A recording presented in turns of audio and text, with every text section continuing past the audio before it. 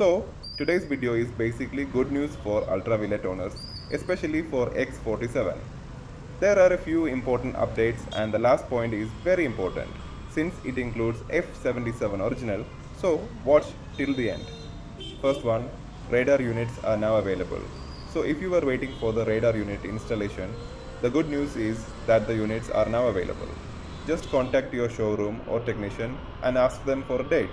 They will assign a slot for you. The installation is not a quick 30-minute job. It takes around 4 hours because there is fitting involved and also programming after that. So just be aware of that and plan your day accordingly. But overall, radar units are available now, so get in touch with your dealer and get it scheduled. Now coming to the second point, and this is something I personally experienced. If you've seen one of my earlier videos where I tested the speed in all three modes, glide, combat and ballistic, you might remember something. In combat mode, I was barely getting around 99 to 100 km per hour even when I was fully opening the throttle. And in ballistic mode, I was getting around 126 to 128 km per hour, sometimes touching 130, but not more than that.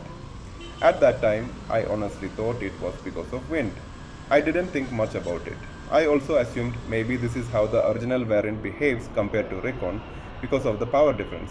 But later, I realized that I was wrong. After the recent software update, I took the bike out again and I could clearly feel the difference. In combat mode itself, the bike crossed 100 km per hour easily. It went to 105, 110, 115 and even touched 121 km per hour, and that too while riding against the wind. I genuinely feel that on a normal road without wind, it could go even higher. If you feel like your bike is not performing as expected in terms of top speed or power, just know this. Tell UV team. Contact the support team. They are actually ready to help. In my case, I strongly feel they noticed it during the update process, maybe even after watching my video. I'm not 100% sure, but after the update, the bike definitely feels stronger. So, if you're facing something similar, don't ignore it. Just reach out to them. Now, coming to the third point, and this is a small but important clarification. If you remember my first Ultraviolette video, I mentioned one thing that felt confusing. On the official visuals earlier, it showed R3, but in reality, we were getting only till R2.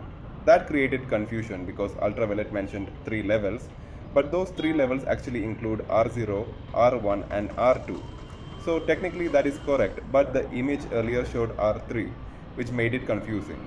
The good news is they have corrected it. One of you actually commented on my video saying they've changed it. I went and checked, and yes, the image is now updated properly. It clearly shows R0, R1 and R2, which makes sense and avoids confusion. I genuinely like this part. People are watching the videos, pointing things out, and the company is correcting it. That's a good sign.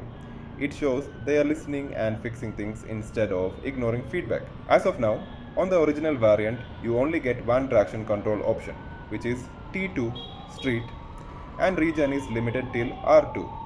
But with the advanced control pack, you unlock much more. You get regen levels till R9 and you get 3 traction control modes, T1, T2 and T3.